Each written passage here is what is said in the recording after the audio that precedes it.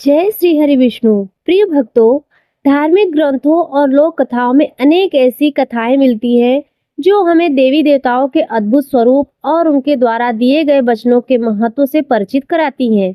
ऐसी ही एक मनमोहक कथा है भगवान विष्णु के क्षीर सागर में शयन करने की, जो उनके भक्त प्रेम और वचनबद्धता को दर्शाती है। यह कथा हमें बताती है कि कैसे जगत के पालक भगवान विष्णु प्रतिवर्ष 4 महीने के लिए योग निद्रा में लीन हो जाते हैं। तो आइए हम इस कथा को श्रवण करते हैं। बहुत समय पहले की बात है, जब असुरों के राजा बलि ने अपनी तपस्या और पराक्रम से तीनों लोकों में अपना आधिपत्य स्थापित कर लिया था। उनका प्रभाव इतना बढ़ गया था कि देवता भी उनके सामने नतमस्तक थे। तब देवताओं की प्रार्थना पर भगवान विष्णु ने वामन अवतार धारण किया और राजा बलि के पास भिक्षा मांगने पहुंचे। वामन रूप में भगवान ने राजा बलि से सिर्फ 3 पग भूमि दान मांगा। राजा बलि ने दान देने का वचन दे दिया। भले ही उनके गुरु शुक्राचार्य ने उन्हें रोकने का बहुत प्रयास किया। जैसे ही राजा बलि ने वचन दिया, वामन भगवान ने अपना विराट रूप धारण कर लिया। उन्होंने 1 पग में पूरी पृथ्वी, दूसरे पग में समस्त आकाश को नाप लिया। अब तीसरे पग के लिए कोई स्थान शेष नहीं था। अपने वचन का पालन करने के लिए उदार हृदय राजा बलि ने अपना मस्तक आगे कर दिया और कहा, हे प्रभु, तीसरा पग मेरे मस्तक पर रख दीजिए। भगवान विष्णु ने उनके मस्तक पर पग रखा और उन्हें पाताल लोक का राजा बना दिया। राजा बलि की भक्ति और दानवीरता से प्रसन्न होकर भगवान विष्णु ने उन्हें वरदान मांगने को कहा। राजा बलि, जो भगवान के अनन्य भक्त थे, उन्होंने नम्रता पूर्वक विनती की, हे प्रभु, मैंने आपके दर्शन प्राप्त किए हैं और आपकी कृपा से पाताल लोक का स्वामी बना।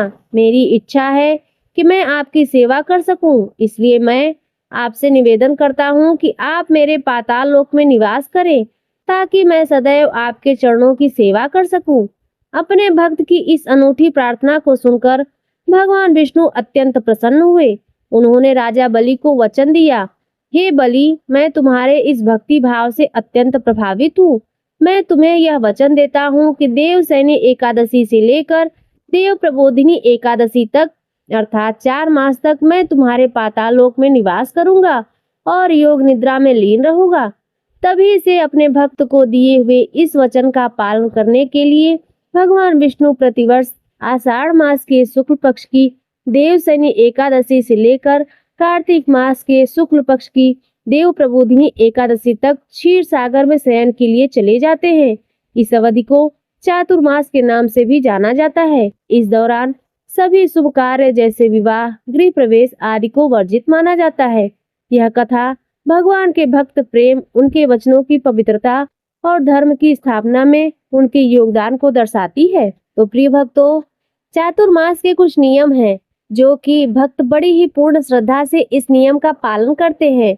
ये नियम आत्म संयम, तपस्या और आध्यात्मिक उन्नति पर केंद्रित होते हैं। चातुर्मास में व्रत का पालन करना बहुत ही शुभ माना जाता है। यह उपवास पूर्ण या आंशिक हो सकता है, जैसे एक बार भोजन करना। कुछ लोग अपनी प्रिय वस्तुओं का त्याग भी करते हैं। इस दौरान भूमि पर सोना अत्यंत लाभदायक माना जाता है। यह आरामदायक जीवन शैली का त्याग कर तपस्या का प्रतीक है। ब्रह्म मुहूर्त में उठकर स्नान करना और नित्य कर्म करना शुभ माना जाता है। शारीरिक और मानसिक शुद्धता बनाए रखने के लिए ब्रह्मचर्य का पालन करने का नियम है। इन 4 महीनों में ध्यान, योग और सत्संग में अधिक समय बिताना चाहिए। धार्मिक ग्रंथों का अध्ययन, भजन, कीर्तन करना भी फलदायी होता है। अपनी क्षमता के अनुसार गरीब और जरूरतमंद लोगों को अन्न, वस्त्र और धन का दान करना चाहिए। भगवान विष्णु के साथ साथ शिव जी, माता पार्वती, श्री गणेश, माता लक्ष्मी और राधा कृष्ण की विशेष पूजा अर्चना करनी चाहिए। भगवान विष्णु के मंत्रों का जाप विशेष रूप से ओम विष्णुवे नमः और ओम नमो भगवते वासुदेवाय नमः का जाप अवश्य करना चाहिए। हल्का और सुपाच्य भोजन करना चाहिए। तामसिक भोजन का त्याग करना चाहिए। क्रोध, ईर्ष्या, असत्य वचन और अभिमान से बचना चाहिए। अधिक समय मौन रहना भी लाभदायक माना जाता है। बारिश ऋतु होने के कारण जल संरक्षण और पेड़ पौधे लगाने पर भी ध्यान केंद्रित करना चाहिए। चातुर्मास के दौरान विवाह, सगाई, गृह प्रवेश, मुंडन संस्कार, जात कर्म संस्कार, नामकरण संस्कार, नए व्यापार का शुभारंभ या किसी भी प्रकार के शुभ और मांगलिक कार्य करना वर्जित माना जाता है। मान्यता है कि इस दौरान भगवान विष्णु योग निद्रा में होते हैं, इसलिए इन कार्यों पर उनका आशीर्वाद नहीं मिलता। विशेष रूप से तीर्थ यात्राओं को छोड़कर अन्य अनावश्यक यात्राओं से बचना चाहिए। कुछ परंपराओं में इस दौरान बाल और दाढ़ी कटवाने से भी बचा जाता है। श्रावण मास में हरी सब्जियां, विशेषकर पत्तेदार सब्जियां जैसे पालक साग का सेवन वर्जित माना जाता है। भाद्रपद मास में दही का सेवन नहीं करना चाहिए और आश्विन मास में दूध और खीर का सेवन वर्जित है। कार्तिक मास में दालें, विशेषकर उड़द की दाल, प्याज और लहसुन नहीं खाना चाहिए। सामान्य रूप से बैगन और मूली का सेवन भी नहीं करना चाहिए। व्यर्थ की बातें, अनर्गल मनोरंजन और आलस्य से बचना चाहिए।